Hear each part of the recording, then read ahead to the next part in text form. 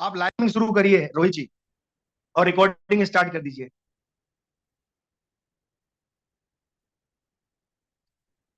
RVS के विवि के माननीय कुलपति प्रोफेसर अरविंद कुमार शुक्ला साहब की मार्गदर्शन एवं प्रेरणा से आयोजित 21 दिवसीय इंटरनेशनल ट्रेनिंग के 10वें दिन मैं माननीय निदेशक आईसीआर सीपेट लुधियाना का हार्दिक स्वागत करता हूं। साथ ही साथ आज की मॉडरेटर डॉक्टर कल्याणी शर्मा से आग्रह करता हूं कि सर के ब्रीफ बायोडाटा को पढ़ने का कष्ट करें। So good evening, everyone in the meeting. So I am introducing Dr. Nachiket Kotwaliwale. So he is agriculture engineering person with the degree from JNKV Jabalpur, then Rajasthan Agriculture University Bikaner, and Oklahoma State University Stillwater, that is in USA. Sir has joined ICR in 1993 as a scientist and subsequently become head of agro-produce processing division at ICR CIE Bhopal, and presently working as a director of ICR CFIT Ludhiana with additional charges of director ICR NRC Makhana Darbhanga. So sir's major areas of professional interest are design of agro-processing machineries, non-destructive quality evaluation of agro-produce, sensors and machine vision application in agriculture, computer-aided designs, instrumentation for quality and safety agro-processing. So he has published around 12 books, proceedings, and he has 90 publications, including research papers, popular articles, and have 5 software copyright in his name. So he has guided several master dissertation and doctoral students as well. So today he will be like giving us lecture on engineering, the pathway of prosperity through modernization in agro processing. Over to you, sir. Okay. Thank you very much, Kalyani, for this gracious introduction. Before we proceed, may I request either of you, Dr. Ankur Sharma or Dr. Kalyani Sharma, just to give me a brief about the participants, means their background, what type of participants are they, so that I can base my lecture accordingly. जी sir, इसमें sir graduation, post graduation, doctorate, assistant professor, associate professor, professor, dean, director, even VC तक के लोग जो है join करते हैं sir इसको।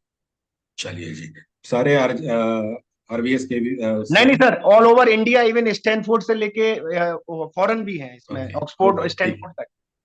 ठीक है, thank you very much doctor Ankur Sharma. My compliments to Rajmata Vijayaraje Scindia Krishi Vishwavidyalaya Gwalior to start this series of lectures, especially in the evening time, when people in their leisure time can and join it, and those who are really interested in this. I am overwhelmed by looking at the response. At present, there are 265 participants, which is a overwhelming response. I am, please accept my greetings, all the participants coming from different places, staff of Rajmata Vijayaraje Scindia Krishi Vishwavidyalaya Gwalior, and organizers of this particular seminar series. My lecture, let me share my screen. I think Rohit ji has to stop sharing. Yeah, I did it myself. Okay.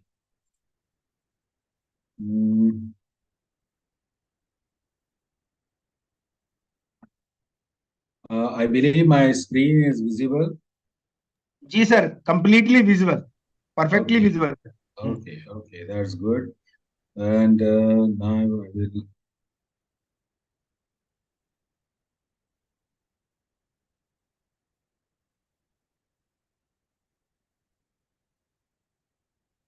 Okay, is it on full screen mode? All right. Yes, sir. Yes. All right. Good. Yes, good. So, good evening, everybody. Good evening, those who are interested in this topic of engineering the path of prosperity through modernization in agro processing. And if time permits, I will also talk of secondary agriculture. Dr.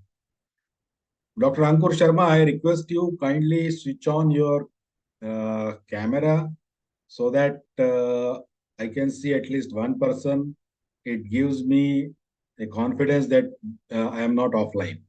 Sometimes जी it sir, मैं happens अभी that करता हूँ, मैं थोड़ा comfort zone में आके अभी करता हूँ सर, अभी करता okay, हूँ okay, सर। जी okay. जी, मैं एक जगह एंगेज हूँ सर, मैं क्षमा Anyone चाहूंगा sir. else also can. All right. जी जी So good evening again. As I was introduced, I am Nachiket Kotwaliwale, Director, ICR CPET Ludhiana. And this particular lecture, initial 12-13 slides, we will be talking of some of the issues related to the post-harvest scenario in the country. And then I will move towards some of the modernization in agro-processing, some new areas. But let me tell you that this is not a comprehensive thing because agro-processing itself is a very huge thing.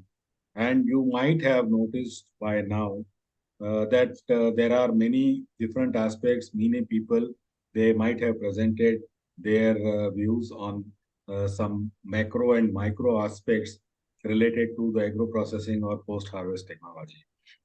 So some of the things that I am aware of, or we at ICR CIFET are working, or I have been working in the past. So based on that, I am presenting this. Then, if time permits, I will also try to talk about the secondary agriculture.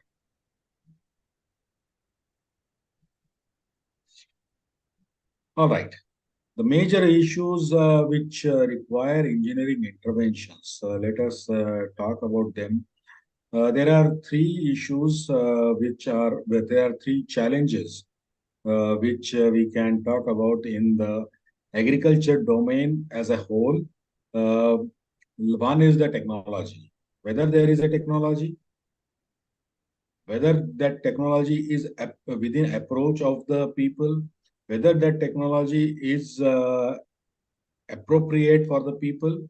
So all these questions will remain in the domain of agro-processing. The second part is the resource quality. Resource quality could be even for agriculture per se, the quality of inputs that go inside the production agriculture, that are important. But on the other hand, in the post-harvest sector also, the resource quality, the material that is going for processing, the quality of that material, that is very important and that has to be addressed appropriately. Not only the product quality, but the quality of the people who are working, the quality of the machinery which is working on the things, the whole system efficiency. So all these things, they are important, and these are the challenges that we as a researcher, we as academician, we as a technology development or technology user also, we are addressing. At the bottom line, everything lies in the economy. If a technology or a resource is economically viable, then only people will invest into it. Then only people will continue with that technology or with that resource. So ultimately, agriculture is an economic activity, and all the allied activities, all the subsidiary activities, all the subsequent activities, all the ancillaries of agriculture, everything is economy driven. So there are challenges related to everything. I will try to deliberate upon these challenges a little bit. So there are some situational challenges in India, especially small landholding. Purchase power of the farmers are limited. You see, the whole national agriculture research and education system, the ultimate clientele or ultimate stakeholder for us is the farmer. We are working at the same time, we are also working for the consumer. We want that the consumer should get best of the material, but before that, our interests are more towards farmers, his welfare, and that is why you can see that government of India has also named the ministry as the Ministry of Agriculture and Farmers Welfare. So farmer and farmers welfare is paramount, and we know that there is a limited purchase power of majority of the farmers. Limited availability of power and skilled labor. Power, I mean here, the electrical power or fuel or these type of things. So there is always a scarcity of that for agriculture and post-harvest operations. Skilled labor is definitely a big issue, big challenge, especially for all the activities of agriculture. Remember one thing, that the contribution of agriculture in Indian GDP is somewhere around 13% or 18%. It varies here and there. And this is not the top contributor to the GDP. And the labor will always move towards the top contributor to the GDP, because that is the area where there is more payment coming. And the first labor who will go there is the one who has some skill, who has some intelligence. So this scarcity is definitely there and will be there. As an engineer, as a technologist, we need to address these things very wisely. Then drudgery in pre and post harvest operation. Many of the machines which are being made available, uh, they are giving they are highly drudgerous operations. People don't want to continue with that. Even if they are doing it, they don't want their children to come continue their own work or their own set of business. So drudgery is there. We need to address that. Huge post-harvest losses. A recent study by NABARD shows that the value of post-harvest losses in India is 1.5 lakh crore per year. This is huge. By 2014, we had predicted at CPET that it was 92,000 crores. Now the losses have come down by somewhere by 0.5 percent point or somewhere by 0.3 or 0.2 percent point, because of access to new technology, because of now better understanding of losses and value of the losses. But still, since the cost of these commodities have gone up, so the value of loss has gone up tremendously. Then in the sector of agriculture or rural sector, year-round employment is another challenge. People are not getting year-round employment. And that is one of the reasons that they are shifting towards the service sector. They are shifting towards, say, construction business or some other businesses where year-round employment is available. And at the end, profitability and sustainability. Like I said earlier, economics is at the bottom of every problem, is the paramount, whether you call it bottom or top, but it is the paramount for all the economic or trade activities. Profitability is limited bargain power with the producer when they go to mandis, they go to marketplace. Many a times they don't have anything to bargain. They simply have to give their produce for whatever is the price available with them, because they don't have any other means to increase their bargain power. And then there are some environmental issues also coming, which are affecting agriculture, and by that they are also affecting the post-harvest agriculture. Environmental and biological issues, like we saw 2-3 years ago, the pandemic, we saw locust attack, and these type of things, they make the life stand still. And in the post-harvest sector also has to address these challenges to see that how our technologies, how our systems are sustainable, and how they can address to these type of emergency situations. Cost of mechanization and availability of resources. Mechanization, of course, is an expensive thing. You have to invest in machines, you have to invest in power, you have to pay more for electricity or diesel or other things. And those resources, whether they are available or not, this also is a question. So we have to see that how this can be made, this cost of mechanization can be regularized and can be made optimum. Then market is open.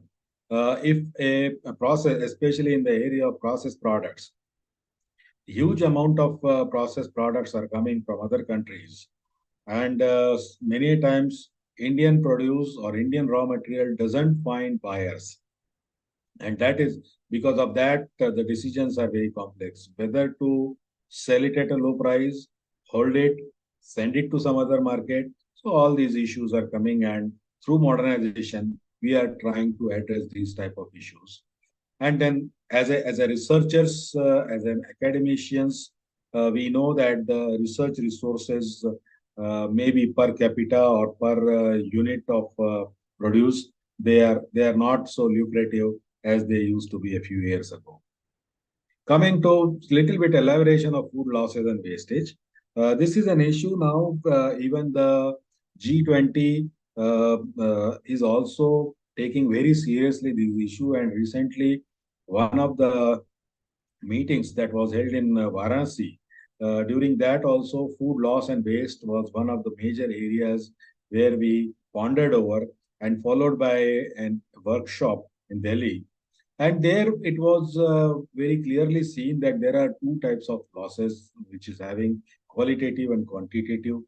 Qualitative losses are mostly they are the situations in medium and high income countries where they are more concerned about quality of a produce.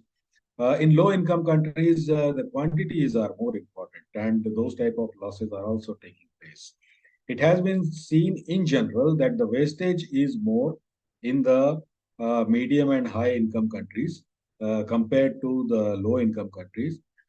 But on the other hand, uh, because of non-accessibility to technology also, there are a lot of losses coming into. If you see the wastage part, it is mostly related to consumer behavior. It is mostly technology also plays some role into that, but it is more related to consumer behavior. It is more related to mismanagement of the resources, and it is also related to some of the safety regulations also.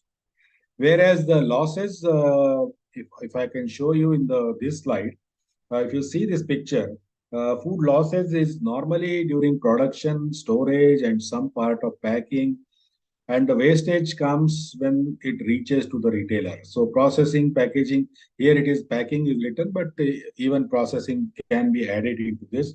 So those are the areas where inadvertently we are losing some product.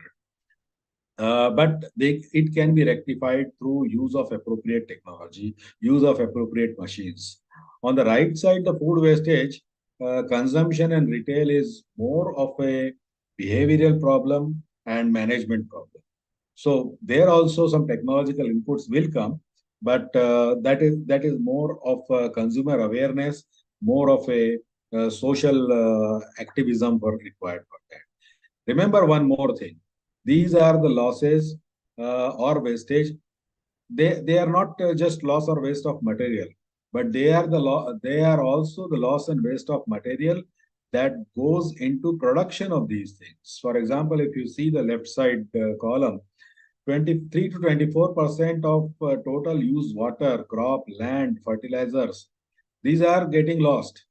So your material is lost, and whatever was given input as for producing it, that was also lost. You can see that there is about 250 kilometer cube of water, blue water footprint is there for this loss. That is 16 times the annual water discharge of river Satluj, or 7 times the annual water discharge of Narmada. So 7 years of flow of Narmada is lost in 1 year. This is, of course, around the world I'm talking. This is FAO's data. So these type of footprints of these losses are also there. And that is why I always try to talk to my audience about a social cause, that whenever you have something in your plate, just think of these figures. Just think that 30% of the world's agriculture land area is getting lost because of your immature behavior, or when you throw the food. 3.3 gigatons of carbon dioxide is getting emitted, and waste dump landfill that results in approximately 25 times more harmful to the ozone layer than the carbon dioxide. So these type of footprints are there, and world over, around 30 to 50% of the food is lost and wasted. Now, if you come to the data in India, this is the data that has been recently reported, which is loss data, not the wastage data. Wastage, so far, nobody has done any scientific study for estimation of wastage. And these are the loss data for 2014 and 2022. You can see that the losses have come down, but the monetary value of the losses has gone up from 92,000 to 1,52,000 crores per year. Another issue with the post-harvest sector is the level of processing and farmer share. Now, in the organized sector, these are the values of level of processing. In fact, in my understanding, everything is processed. Everything that goes from field to the consumer, at some point of time, it is handled. At some point of time, it is stored. At some point of time, it is dried. At some point of time, it is packaged. So everything is, in fact, processed. But these are the level of processing considered to be where you are changing the form of the product. And that is why in case of fruits and vegetables, you can see that the level of processing is quite low. What bothers us more is on the right side, that the farmer share in the consumer rupee is just merely in vegetables, it is 35% at the most. In fruits, it is 40% at the most, but that is at the most. It is good in case of pulses. It is good in somewhat good in case of milk and wheat, but again in case of paddy, it is very less. So that shows that the processors, they are making more money as compared to what the farmer is getting. And it very, very simple example we can talk. The popcorn that you buy when you are going into any kind of mall or theater, you are paying almost 1,000 rupees or 2,000 rupees a kg if you convert that price into kilograms. So you are paying 1,000 to 2,000 rupees a kg, whereas that is made from a corn that probably was sold at 20 rupees a kg. So this 50 times of value addition, farmer is not getting any kind of benefit from that. And for that only we recommend that there should be some primary processing at farmer's level through which the farmer can get little more than what he is getting right now. Anyway, the constraint with us is the right quality of processable raw material. This we have seen larger industries come for support of agriculture, but then they find that the material that is made available for processing, that doesn't meet the quality standards. So processable raw material is required. Then seasonal excesses and scarcities of raw material. All of you might have seen it. A few months ago, tomatoes were reaching a price of 200, 300 rupees a kg. Coriander was reaching a price of 400 to 600 rupees a kg. So these seasonal scarcities are there. And then suddenly there would be excess and tomato will be available for 5 rupees a kg. So this huge price fluctuation, this puts the farmers and even the market into doldrum. There are taxation in processing machineries. This is one of the issues. Complicated administrative and legislative procedure for installation of agro-processing industries. Streamlining of food laws. Some of the food laws needs streamlining.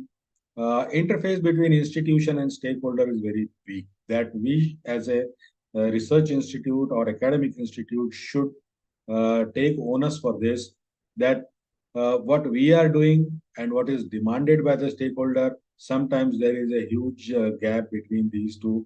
And sometimes the stakeholder doesn't know that what type of wonderful technologies you have. So these type of differences are there. Then coming to indifferent about quality system in the food processing sector. This is also, there is one sector or rather majority of the sectors. If a farmer is producing something of good quality, probably he doesn't get any benefit or any premium price for that. So that is also one of the constraints. Then we need a research and academic impetus on modern mechanization. We will talk about it in a little detail slightly later. Then resource conservation and secondary agriculture. I will elaborate on this. Food safety and quality, I will elaborate. Some of the things I won't probably talk, but we are looking at as a researchable issue, development of energy packs for farm level mobile use. or thin film solar applications. I'm not going into detail in my presentation today for that, but these are some of the areas where today's stakeholders, especially those who are into development or those who are into research, they might consider these areas as a challenge and they can take it up. Second generation biofuels for agro-processing sector. This is another challenging area. As I told you that resource, especially the energy resource, will be very important in the coming days. And for that, the various energy sources, we need to explore them and we need to align them with our post-harvest activities. Data generation for basic research and policy decision, especially in academics. Remember one thing, data is now value.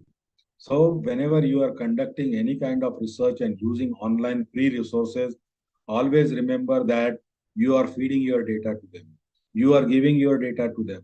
So be very careful. Sometimes using your own data, they will sell you back a technology that was developed based on your own data and you will buy that technology. So this data generation, genuine data generation is going to be a very important issue and very lucrative issue also if we can make use of it very wisely.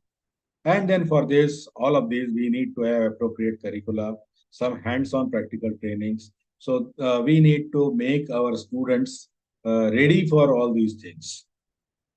All right. But everything is not bad. As a country, we have certain positives. We have a very broad crop base. Almost all the crops grown in the world, almost I will say, all the crops grown in the world are probably grown in India. Maybe some of the cultivars are not grown there. Some of the varieties are not grown, but quality, some of the quality traits we might not get, but almost everything is grown. But that is one of the challenge also, that when you are developing a technology, so you need to develop a technology for all sorts of mangoes, say for mangoes. There are different varieties of mangoes, and then your technology should be suitable for all type of mangoes. So this is one of the challenge. Framework for mechanization, fairly good framework is there in the country. We have a huge market. So there is a scope for all type of products. We have a new consumer coming. You people himself are those nutritional savvy or tech savvy consumers who are ready to pay a little higher, maybe 5 to 10% higher, if the product is given in an attractive way, if the product is given with the detailing about its nutrition, if the product is given to you with some technological inputs. Excellent network for mobile phones. This is one of our biggest assets, which can be used for addressing quality issues, which can be used for addressing traceability issues, which can be used for addressing the safety issues. And then there are wide spectrum of technologies which have been developed by ICAR, academic institutes, central agriculture universities, state agriculture universities, Ministry of Food Processing Industries, CSIR. So many institutes are working into technology development. Coming to a general approach, we need to talk of a appropriate mechanization, on-farm processing, on-farm and off-farm value addition. Maybe we can talk about these things at the summarizing also. We can talk. Now I'll shift towards the core area for today. As you might have seen so far, that there are n number of approaches, there are n number of technologies available for processing. But I am now focusing myself into some of the recent technological trends, and one of them is automation. I was talking previously about scarcity of labor, and there I made a comment that labor that leaves agriculture first is the labor who is intelligent.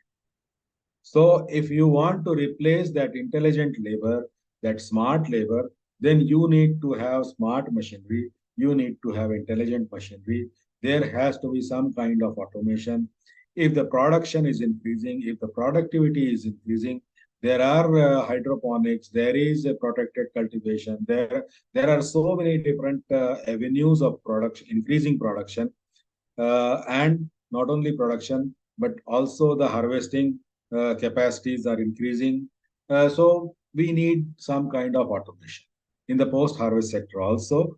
And we are talking about innovative automation with some kind of brilliance. So here we are not far behind many of the countries in the technology development arena, although in application arena, we might be little behind in general.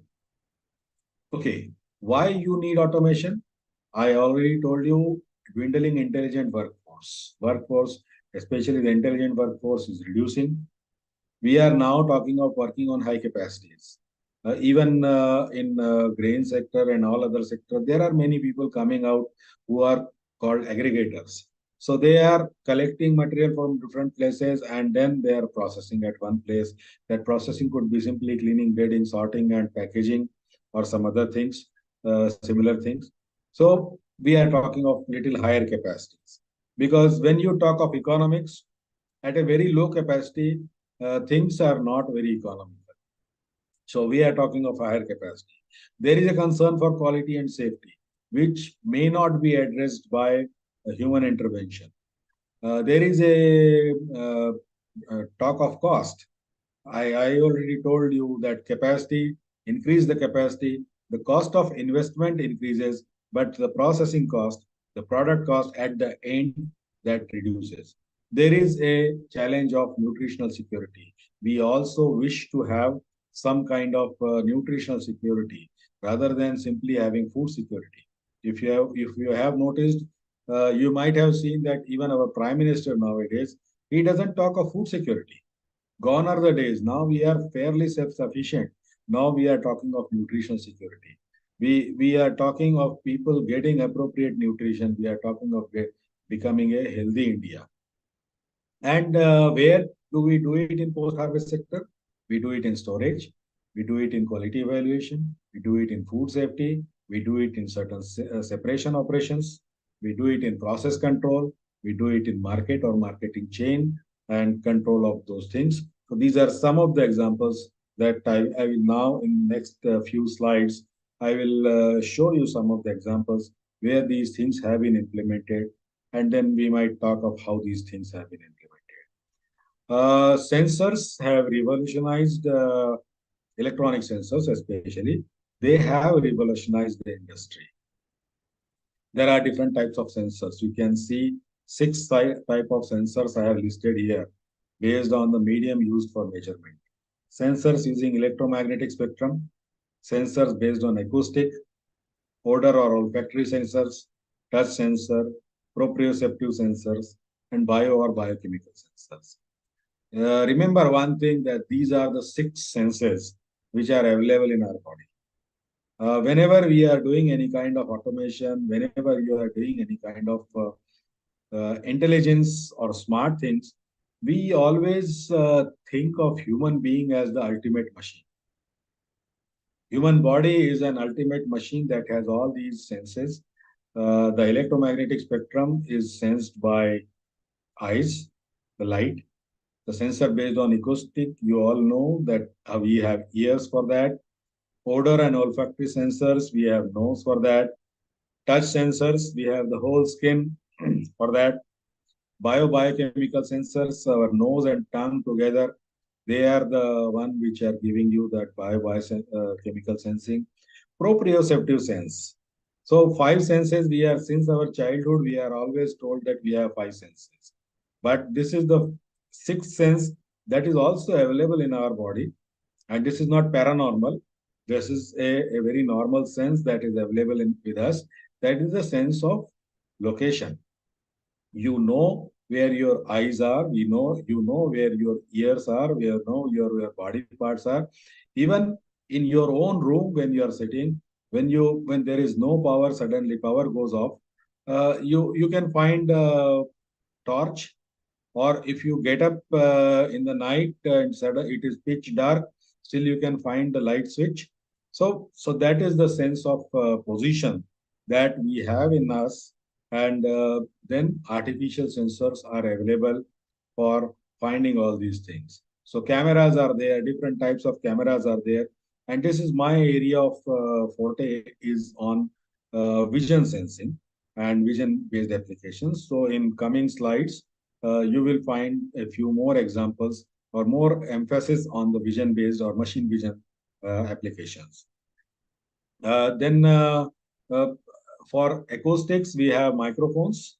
For odors or olfactory sensors, I will show you some of the examples where there are gas sensors are there, which are called electronic nose. Touch sensors, many of the touch sensors are available. You can see one in your display also. Proprioceptive sensors are the GPS related sensors, and biochemical sensors, they are also getting developed, and electronic tongue, and those areas are, although this is very complex area, and we are not at all in the electronic sensor domain. We are not at all near the human body.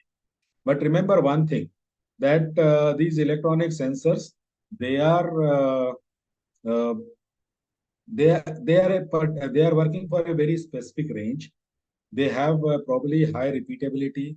They can be they can work for a longer hours. They can work in environment which is not conducive to human being. Like you can install a sensor that can work in a cold store at -5 or -20 degrees Celsius, where human being cannot work. Or you can install a sensor inside an oven at a temperature working at a temperature of 200 degrees Celsius. So those are the areas where you can have artificial sensors installed. So these sensors, they have a particular domain of working, and they have a certain sensitivity. What sensors give? They might give an overall response, or they might give a spatial data, space-related response also. So, like if you see any particular item, and then you say that this is white. Let us take an example of a television remote. A television remote, if you have a black television remote, the body is black, but there are various color switches are there on the television remote. But overall response, you will say that it is a black color. And when you are able to specify the location of each and every other color pixels or other color features, then it becomes a spatial response. So imaging, then it becomes an imaging response. So based on the, okay, all right. So measurement technique for physical changes. This is a typical example I'm giving in the machine vision domain, but there are two ways of determining the responses, especially in the food processing or post-harvest domain. On the left side, you can see the invasive or destructive responses. Many of you might have used equipment like texture analyzer, or there might be some kind of colorimeters. Of course, this example that I'm showing is not very appropriate, but there are colorimeters in which you have to break down the sample, you have to take out the juices, and then you find out the color of that.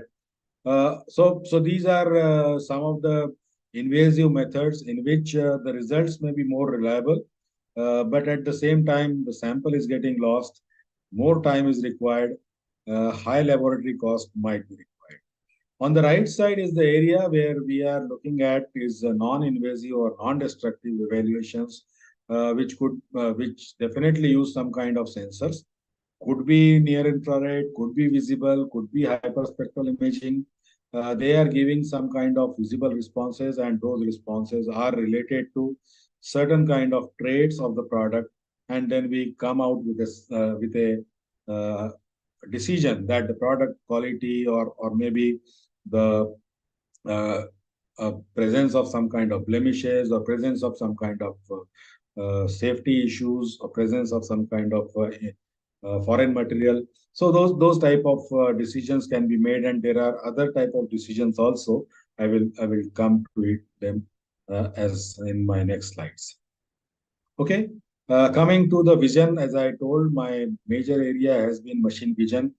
So for imaging, these are some of the different devices which are used for in the visible domain. Ordinary camera, it could be digital or movie camera. It could be as simple as web camera. It could be a simple document scanner or smart cameras or hyperspectral cameras. So these are all mostly visible.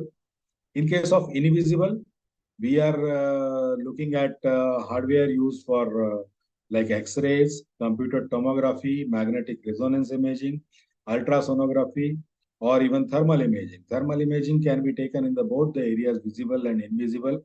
But if you are talking of night vision or some other issues, then definitely it is a invisible domain. The post-harvest quality management is one of the important factors in which majority of the abiotic factors which are governing the post-harvest quality is physical, chemical, or physiological. So physiological means your maturity stage, respiration or transpiration. Physical is temperature, relative humidity, gaseous composition, light, presence or absence of light. Chemical is the moisture, chemical composition, all these things. So we need to control all these things appropriately for increasing the shelf life of a product, for reducing the losses, and for adding value to a product. Beginning of this, I will talk about a little bit on some of the processing models or processing issues, but it will be very brief, where we will talk of may not be only grain protection, but protection of all the other food commodities. There are basically two type of technologies we are talking for processing, thermal and non-thermal. Within thermal, we are talking of microwave, radio frequency, infrared, ohmic heating, oscillating magnetic. Remember that the convection, conduction, and all those technologies are already there. So I'm not talking much on that. And in non-thermal, the new areas, niche areas are cold plasmas, irradiation, and ozonation. Coming to thermal technologies, they could be thermal technologies within a bin, or they could be thermal technologies because this is a grain example. So these thermal thermal treatments, they can be used in the grain storage also for inhibition of certain insects. I will show you some examples that we have worked in past. Then also for some kind of drying. And also some kind of disinfection. And then in case of fruits and vegetables, they are also there for some giving thermal shocks or giving some kind of pasteurization or sterilization or these kind of things. So coming to next, within storage. Okay, this is something different compared to the other slide. This is a hermetic storage which has been propagated in several countries. Although the cost of this storage is comparatively higher than what we are incurring on the bag storage or typical the Central Warehousing Corporation of FCI are doing. But these are some of the alternatives now people are working. For more alternative, this is a small scale. We have worked at Bhopal, where we use this vacuum hermetic storage along with hermetic storage bags along with vacuum creation. And this is a new age technology. Many companies are working on development of the material, and then how this material of plastic or any kind of material, how does it interact with the grain, and what are the protocols for storage of these type of within these type of systems. So this is an area of research, and there are many companies who have come into this. Coming to heating area, microwaves and radio frequencies, both as you might know that these are radiation kind of techniques in which remotely you are providing radiations to the product, and moisture and oil content of the product, those molecules, they oscillate, and because of those oscillations, you get heat. And that heat is then dissipated within the system. And because of that, many applications can be done. The microwave ovens available at your home is one of the very good examples for this. Radio frequencies, on the other way, they are more non-ionizing. There in microwaves, there is a chance of ionizing. Radio frequencies, there is a less chance of ionization, and they are mostly used for drying, baking, sterilization, and pasteurization. In India, there are a few agencies, government agencies also. One of the agencies called Samir, who are developing the radio frequency based storage management system as well as the drying systems. This is one of the examples where we use microwave for disinfection of food grains. So like wheat and rice, once before packaging, there might be some insect eggs lying on these commodities. And within the package, they will hatch and at the consumer's place. So when you buy a bag of rice of a very good brand, but still you find that when you open it, there might be some insects inside. Now, it's not that the company was negligent on presence of insect. They might have done something for removal of the insects, but there might be some eggs or larvae which could not be detected or which could not be eliminated. And for this, we have developed this microwave-based system. At present, this is at prototype stage, and storage life of the product, if there is no infection, then we have tested up to 12 months. But I'm sure that what we have done, that has means if you can prevent the cross infection, then definitely it will go for as long as you want. Coming to infrared heating, this is also another new area. For last few years, people are working, especially NIT Rourkela and IITs, even CII Bhopal, and CPET has also started working on this, using infrared heating for different heat applications within the grains processing and also in fruits and vegetable processing. Then ohmic heating also is area, but it didn't find much commercial applications so far, not at a large scale, because of the use of very high electric field, and there are certain other issues also. Even the development of hardware is another issue. But nevertheless, this is an area of still of an academic interest, and a lot of research people are putting into this, making this system a very kind of a application oriented. Coming to non-thermal technologies, cold plasma, irradiation, and ozonation are there. I'm not very sure if I have slides for that. But now let us move towards sensors and storage. So here again, I'm showing you that before that, I showed you different types of sensors. And these are some of the applications in which we have used multiple sensors for monitoring the storage. Within vacuum hermetic storage, within bag storage, within silos, you can monitor, and then there could be a alert generation system. So on your mobile, you can get to know whether the moisture content of your crop has stored crop product has increased, or carbon dioxide content is more, or vacuum has been lost, or temperature is more. So based on that, then you can take appropriate decisions, or you can automate this whole process through this decision making. This is another application that one of my students developed. This is on acoustic sensing. So when the insects are moving in the grain, they make some sound while they eat and move. And if you can capture that sound and then process that sound, then you can relate that to the insect density. So once you know that the insect density has increased beyond threshold, so you can think of some kind of fumigation, or you can think of removing the grain from the storage silo and doing some drying, or some other applications can be done. Okay, this is the gas sensing. This is one of the applications of ozones, in which the grain could be treated or fumigated with ozone.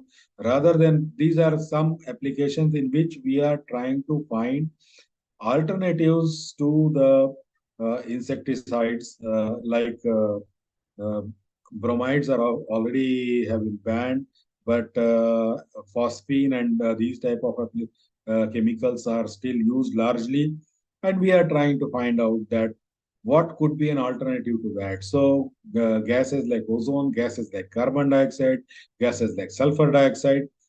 So these are being explored for storage. In fact, for treatment of grapes, I don't know if I have that slide in further. We had developed a system in which carbon dioxide and sulfur dioxide were used for treatment of grapes for disinfection. Okay.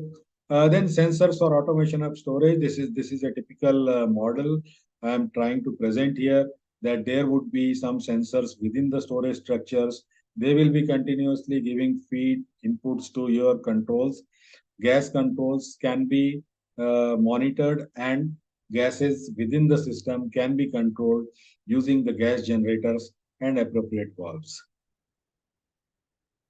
Coming to the cold chain, especially in fruits and vegetables, sensors, we are working on this, where the cold chain can be monitored using sensors installed on transportation systems, where the temperature, humidity, carbon dioxide, ethylene concentration, all these things, along with the location of the lorry, can be transmitted to a central place, and there we can monitor the things and we can take appropriate decision related to the marketing of the product, marketing of the product. So this is one such example where we have developed a radio frequency identification based system, which can be installed at various places. We haven't installed it at these type of applications, but radio frequency based identifications can be installed on packages, can be installed on cold stores, can be installed on trucks, can be installed on dispensing counters, and then just scanning through your mobile phone or scanning through some kind of devices, you can get to know that what is the source of this product, how this product was processed, what time this product has gone into the processing and the completely value chain or the market chain. So all this information can be taken by the consumer, which is called a traceability. So completely traceability can be assured using sensors and appropriate protocols. Sensing for separation. These are some devices, of course, in the market. If you go to nowadays into food processing fair of international grade, you will find that there are machines available for grading, sorting, and separation of various fruits, vegetables, even grains. On the left, you can see a commercial model, which is normally called Sortex, which is used for sorting of rice grains, and even this is nowadays being used in case of spices or even in case of dal, where any kind of blemish can be separated. So the consumer who is ready to pay for the high quality or grade 1 product, so for them, this is imperative. Then also, if you separate out the damaged or blemished material, then not only value of your product increases, but also the storage life of your product increases. The transportation quantity also increases. The overall quality of the product can be retained. Remember one thing, in the post-harvest sector, you can never improve the quality. You can always retain the quality of the produce that has come from the farm. Okay, these are some radiation-based applications. The bottom one I already discussed about is the microwave using for disinfection of grains. The top side is top left is an X-ray scanner that we had developed for scanning, non-destructive scanning of mangoes and other commodities. On the right side, you can see other imaging applications, computed tomography, magnetic resonance imaging, emission imaging, infrared imaging. So all these techniques are being used, can be used depending on their cost. Of course, techniques like computed tomography and magnetic resonance imaging, they are very, very expensive, and they may not find a real time or a practical application on the field, but they can be there for validation of certain claims, for research applications, for development of a subsidiary different type of applications. Emission imaging, I will probably, no, I don't have that application. So emission imaging can be there for control of cold storages, for control of our baking process, for control of our cooling process. So those things, those type of sensors can be used. At the same time, infrared imaging is used for identifying different types of hidden damages which are not immediately visible. So those type of damages on the fruits or vegetables, on the all the packaging material, all the packaged material, these can be used. Quality sensing using some kind of sensors, using gas sensors, we had developed this protocol and device for sensing the quality of mushrooms within the package. So we can find whether the mushroom is getting rotten, or we can find whether the mushroom was subjected to some kind of abuse during handling. Then coming to imaging. So this is another protocol we developed for determining the freshness of white button mushroom using just a simple camera and image processing program. This is a hyperspectral imaging in which we have used for determining the freeze damage or some kind of damages. Early damage detection can be made using hyperspectral imaging. Not only this, but we can also determine the load of aflatoxins on maize or rice or peanuts. And this is one of the applications which can further be processed and which can further be developed, although the device cost is very high, but this can be used for development of a technology that will give you quick results on safety of the foods. So this is one more application. Okay, this was the thermal imaging application I was talking, wherein you can monitor that how your product is getting heated while baking, or how your product is, let us say, a can of Coke or can of any fruit juice you are keeping in a refrigerator, then how it is cooling. So these type of things, and then at the same time, some insect damages or some kind of molds, they can also be get detected using thermal imaging. This I already talked about the acoustic imaging. Coming to what happens from all these sensors. All the sensors, they give you data. Now you have to develop some kind of algorithm to process the data and then do some kind of actuation. And there comes the actuation part we call sometimes robotics, or it could be cobotics also. Next slide, I will talk about cobotics. So some decision making. Now everyone is moving towards artificial intelligence for decision making, but not every time AI is required. There could be very simple decisions in certain cases, and you won't need AI. It would be very specific, like finding a blemish. You see a product and you immediately know that there is a blemish. Color differences are there, or some kind of density differences are there, some kind of hue or lightness differences are there. So based on that, you don't need AI for all those. But for certain complex decision making, you need to have artificial intelligence. And these are some of the applications: pick and place, cutting, slicing, dispensing, labeling, packaging, vision guided sorting, warehouse management.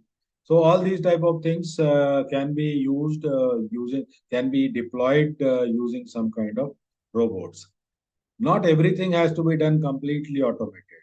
In food industry, there are many operations which are still our sensors are unable to detect those things, and where you might need some kind of human interaction. So a collaborative robotics is a branch which is in between complete robot application and complete manual application.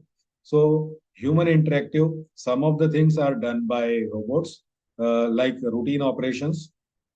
Sensors are there for sensing, but some heavy operations, those can be done using robots.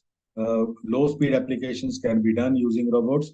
So these are some applications like handling of eggs, handling of some kind of bottles, which is a very routine kind of thing that can be done using robots. But some decision making, fine decision making, is done by the human. This is some drone applications. This is, of course, an imaginative thing that I am presenting in front of you. I believe I have taken it from internet, and I believe this is some kind of not physical device, probably some animation or what. But yes, we are looking at these type of applications also. In the harvesting season, there is a huge scarcity of labor in the orchards as well as in the field crops also. So in that case, using some kind of robotics, using some kind of drone-based robotics are the application of future. Maybe they will be there for some exotic crops only, not for all the crops, but definitely those of you who are interested in tech savvy, who want to work on these areas, for them this is a challenge.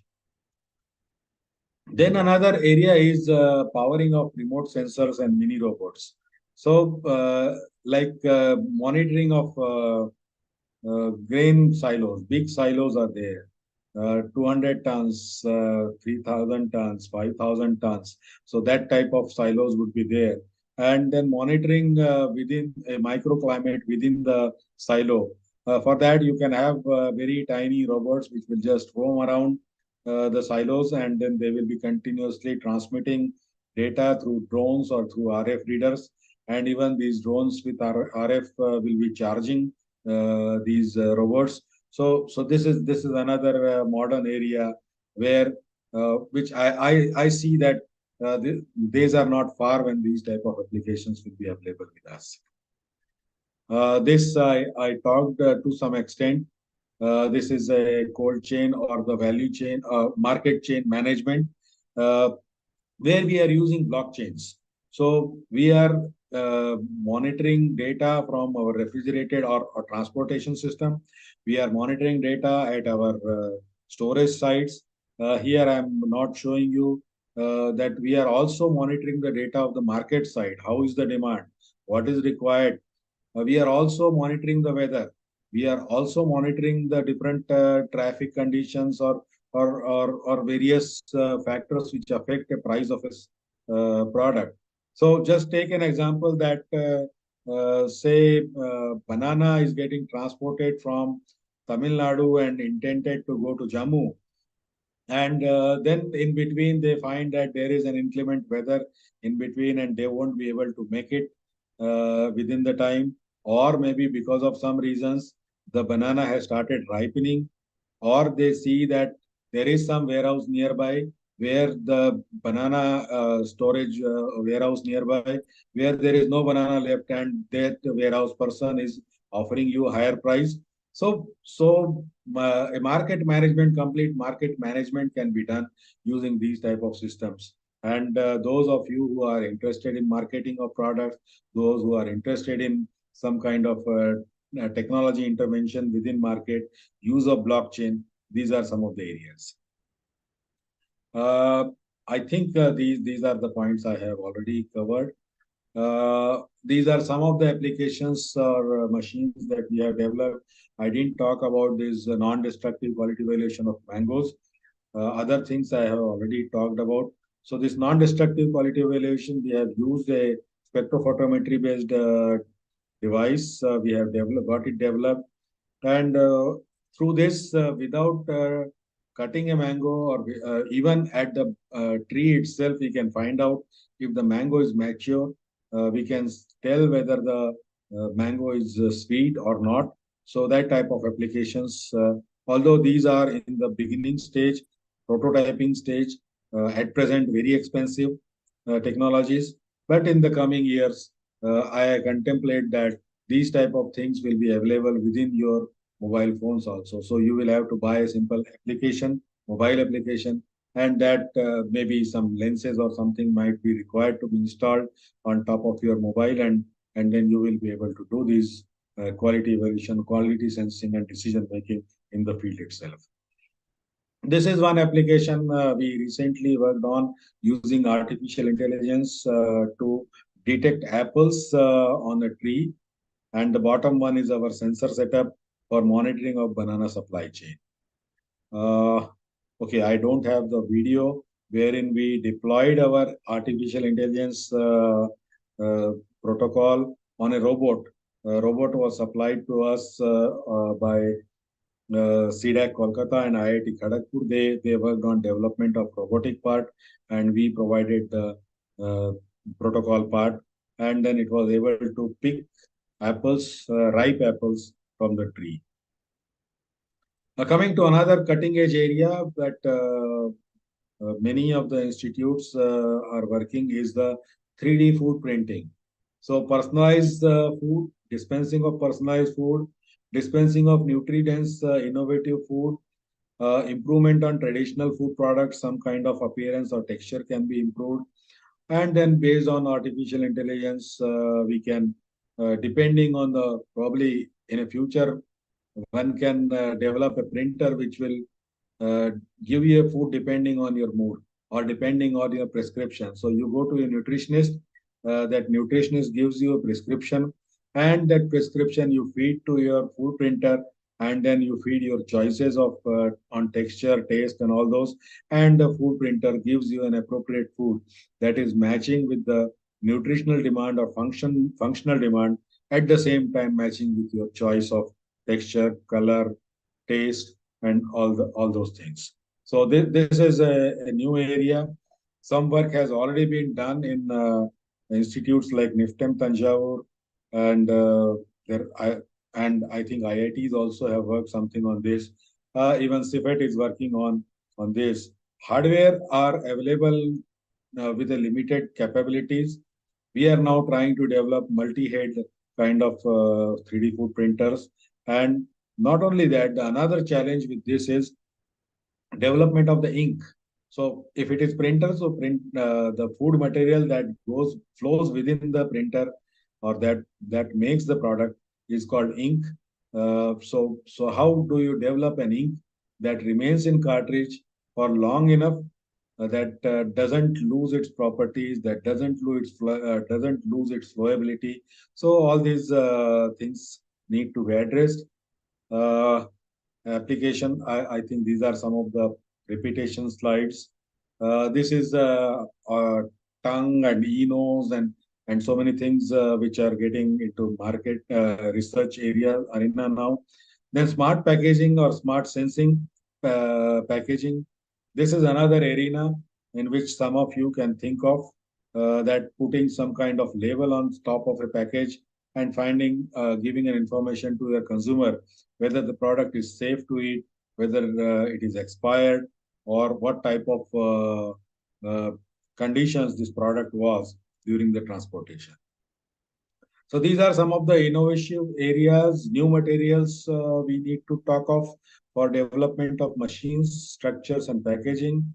Non-thermal processing, I gave you some of the possible areas. I didn't go into details of that, but definitely this is an area for people to explore.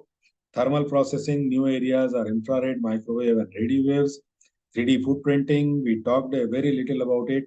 Alternate food sources. This is also an area for especially the food technologists, microbiologists, biochemists, where they need to find out that how to find other sources of other than the field grown or crop or which do not require any land, which can be lab grown meats or lab grown different proteins. So that these are other sources which have to be explored. And then there is a secondary agriculture. I don't think there is enough time for me to talk on secondary agriculture now, because I think we are very at the close of time and there might be some questions. These are those who are interested in the artificial sensor-based applications, vision-based applications. These are some of the challenges which you should try to address. Adulteration detection, many of the products are there. Organic product certification, how we can do it at present, there are some agencies, but those agencies are going to the field and then they are finding, so lab-based approach and person-based approaches are there. Can we develop something which is not questionable? Same thing about GI certification. How do I know that my petha is coming from Agra or my rasgulla is coming from Bengal and not from some other place? How do we do GI certification using sensors? Real-time multi-factor decision making. I talked about this while talking of market chain. Robustness of the system. All the machinery, sensors, and everything, they need to be robust. Indigenous hardware supply. This is, of course, probably not for the agriculture and agriculture-like people, but this needs to be given enough importance. Then we need to talk of system cost and versatility, and then there has to be a network for repair and maintenance. I think I will stop here at this point. Uh, there are certain slides with me, but I don't see that we have any more time for talking of value chains or talking on the secondary agriculture.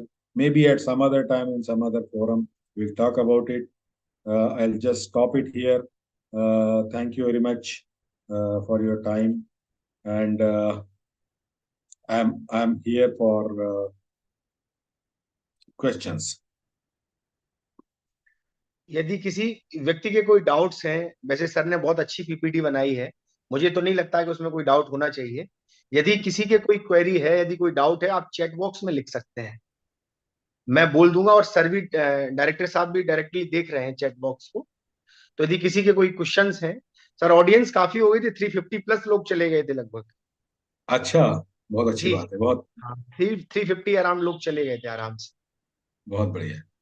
Ji, chat box open है, आप लिख सकते हैं।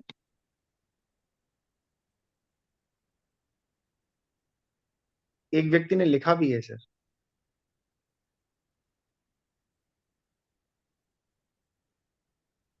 Okay, these are some comments. जी जी जी, comments नहीं sir, वो क्वेश्चंस हैं। Questions हैं? हाँ हाँ, वो क्वेश्चंस दिए हैं लोगों ने। Okay, shoes are being sold in shops, and nowadays mostly air-conditioned shops where vegetables and fruits are transported and sold in open in times of unhygienic conditions, due to which lot of agriculture produce goes as waste. Whereas it is observed that same vegetables and fruits, when we bring home and store in fridge, shelf life is increased by almost a week.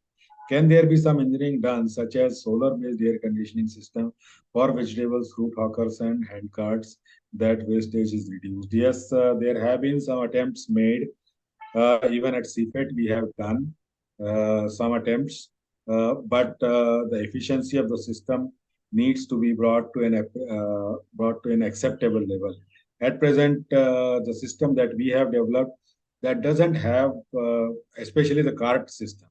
But on the other hand, IRI has developed Sun Fridge, which is fairly good efficiency, and this came very handy during the COVID period. They installed a few Sun Fridge in Madhya Pradesh also. I think in Rajasthan, Bharatpur area, and in IRI in Delhi also. And some of the farmers, for whom this Sun Fridge were installed, they could store their products because market were closed suddenly. So they could store their products for a few days, by which time the local government or local administration could arrange for marketing of these fruits and vegetables. So yes, solar-based air conditioning systems, solar-based cold storages are there. There are two systems. One in which one is there in CII Bhopal also, a large cold store running on solar power, which is having a battery backup. But the cost of this, when it was developed initially, was very high. But nowadays, as you are aware that in Madhya Pradesh itself, in Rewa, there are solar power generation system where the cost of energy is much less than even the conventional cost of energy, electricity. So now, yes, I believe that using those type of systems, cold store can be run. But running at night becomes a problem. And for that, when you install battery backup, the system becomes slightly expensive. But this comment that shoes are being sold in shops, yes, this is an irony. We normally, it depends on consumers, because consumer is ready to shell out more money on shoes But suddenly, if the food prices increase, we make a large hue and cry, and that is probably the reason. Then there are okay, whether any issue of residue in fumigation? Yes. Uh, issue what you are fumigating, the gases that you are using for fumigation, that definitely that makes an issue on residues, and that's why there are protocols that before issue of the grain or before issue of any product, how much time needs to be elapsed after the fumigation. So yes, residue is an issue for certain gases, and that is why we are working on the alternative gases like ozone, like carbon dioxide, like sulfur dioxide. So these are some of the alternative sources that we are trying to develop. There are some problems with these also because the hardware that we need for these type of applications, that becomes slightly expensive. At present, it is expensive, but definitely any technology, when it comes in the beginning, it is expensive. I am very sure that in a coming time, the cost will go down, especially the carbon dioxide based fumigation of silos. That definitely would come into picture. Secondary agriculture difference AI, I didn't understand this question. By Sridhar Krishna Swami. Sridhar Krishna Swami has a question about secondary agriculture and difference AI. I couldn't understand. I'm sorry, if you can elaborate, I will be able to answer it. What else is there?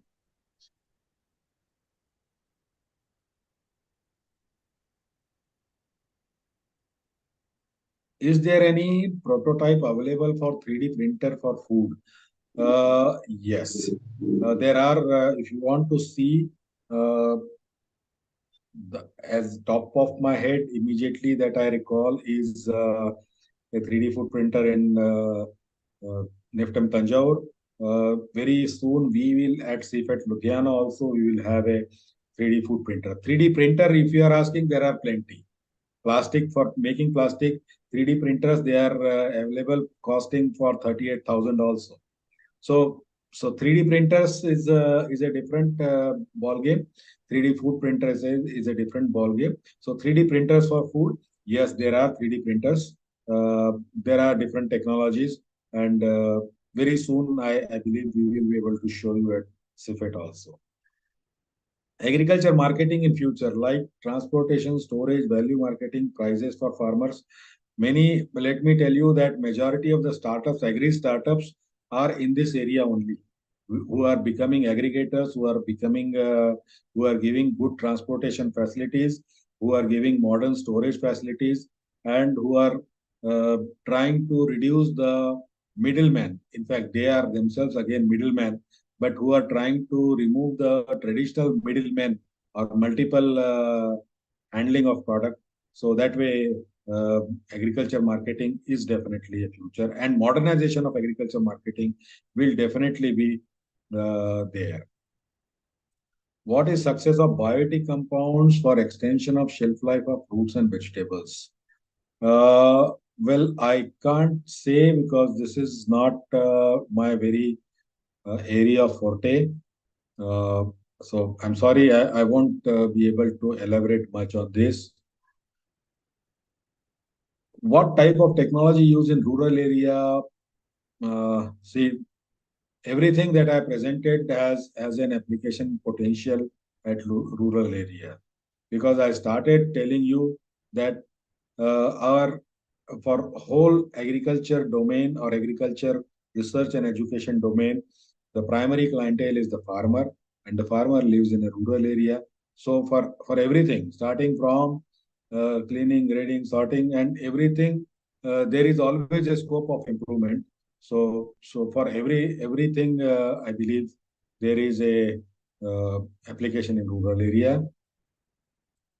Future of millet post-harvest technology. Well, the way our government has promoted millets, made it international, made a lot of awareness among the consumers. So anything that goes to the consumer goes through a processing. For simple example, you don't eat oil seeds. You consume oil. Means normally you eat some of the oil seeds also, but normally you don't eat oil seeds. You don't eat pigeon pea. You can convert into dal and then you consume. You don't eat paddy. You convert into rice and then you consume. So similarly, for millets also, there is a demand of different types of products. At present, the industry is getting flooded with products, but still they are not enough. Consumer is looking for a very wide variety of product, and the consumer is also looking in millets, especially for home scale processing or home scale preparation. The challenge is storability. The challenge is appropriately packaged material. So definitely there is a huge possibility for there. Is this AI technology reachable to farmer, which is very useful to farmer in quality aspects? AI is the backside of any machine. So whether it is required, let me just give you an example, live example. I went to an orchard in Maharashtra for mango, and I went with the orchard owner, and I wanted to pick some mangoes. I wanted to get some mangoes from him for my experimentation, and we were just waiting. I didn't know why. So when I asked him why we are waiting, let us go to the trees and let us pick the fruits. He said, no, I am waiting for my man who will tell me which mangoes are to be plucked. So looking at mangoes at tree, one can tell that which is the mature mango. And that's how that equipment I showed you for maturity detection of mango, that idea came. But that is expensive at present. But artificial intelligence is going behind the machine that will decide whether what type of mango is to be picked, what type of packaging is to be given to a product, what type of blemish, whether it is a real blemish or it is a physiological problem, or so all these things, AI will be there behind the machine. So when machine is there, then only there will be artificial intelligence.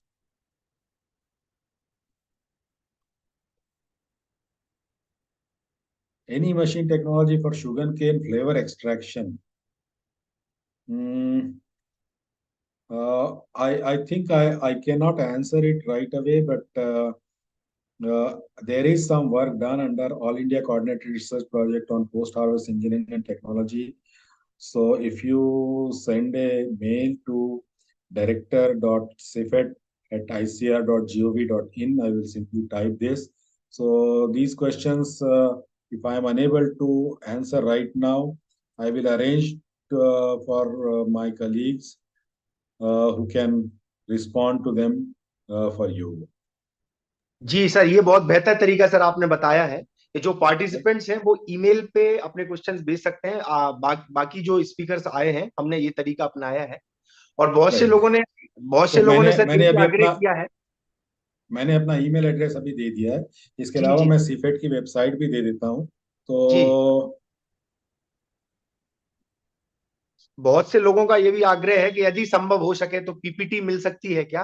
तो मैंने कहा भाई गुजारिश करूंगा sir से। PPT बहुत बड़ा size है। पीपीटी का साइज 215 MB ऐसा कुछ है। तो जी जी उसको जी, मेल पे शेयर करना थोड़ा मुश्किल होता है। मुश्किल है। मैं हाँ हाँ, पीडीएफ बना के आपको दे दूंगा, आप लोग यूज कर लीजिए, कोई बात नहीं। जी लेकिन जी मैंने जी, अभी तक देखा है, पहले शुरुआत में मैं अपनी पीपीटी देने से हिचकिचाता था, लेकिन बाद हम्म, में मैंने रियलाइज किया कि लोग पीपीटी ले तो लेते, यूज कोई नहीं कर पाता है। उनमें जी से एक जी, आध दो स्लाइड्स का यूज कोई कर पाता है। जिसको हाँ उस सब्जेक्ट की पूरी समझ है वही यूज कर पाता है। आपने मेरी पीपीटी में देखा, रिटर्न जी, मटेरियल बहुत कम था। हाँ तो हाँ, बिल्कुल सही कह रहे हैं आप। तो इसलिए मतलब मुझे कोई प्रॉब्लम नहीं है, मैं उसका पीडीएफ बना के हम्म मैं डॉक्टर कल्याणी को या आपको मैं दे दूंगा, और आप हम्म, उसको पार्टिसिपेंट के साथ शेयर कीजिए। लेकिन जी मेरा अपना अनुभव ये कहता है कि इस पीपीटी दे देने से कुछ होता नहीं है। जी जी जी जी लेकिन जी, हाँ, जैसी सर आपकी इच्छा। कुछ लोग जो टीचिंग में है वो शायद इसका अच्छे से उपयोग कर सके, है ना। जी जी, ठीक है। तो इसके आगे के सवाल, चूंकि अब 8 बज रहे हैं, तो इसके हाँ आगे हाँ, के सवाल अब मुझे लगता है कि आप लोग ईमेल पे मुझे दे दें। अगर मैं व्यक्तिगत रूप से उनका जवाब नहीं भी दे पाया तो मैं अपने जो कंसर्न्ड मेरे कलीग्स हैं सिफेट लुधियाना में या दूसरी जगह भी, मैं उनसे रिक्वेस्ट करूंगा कि आपको उसके जवाब भेजने की प्रयत्न करें। जी बहुत बहुत धन्यवाद सर। कल्याणी जी। जी कल्याणी मैडम आप हैं? हाँ, yes, और yes, I'm here. जी जी जी। Yes. So, I just want to thank you, Nachiket sir, for giving us knowledge about the post-harvest losses and the social causes, constraints of this agro-processing and at farmer level, actually. So, the general approach about the automation and new technologies in processing, such as 3D printing, sir have discussed so much about it. And for maintaining the post-harvest quality, different areas of post-harvesting sector, I think the all the audience are very, like, they are very happy, and they are giving thanks also to sir for giving such a good lecture. Thank you so much, sir. Thank you for giving us time. Thank you and all the best to everybody. Thank you, sir. Thank you. धन्यवाद sir. Thank you. सभी participants left कर सकते हैं। Good night.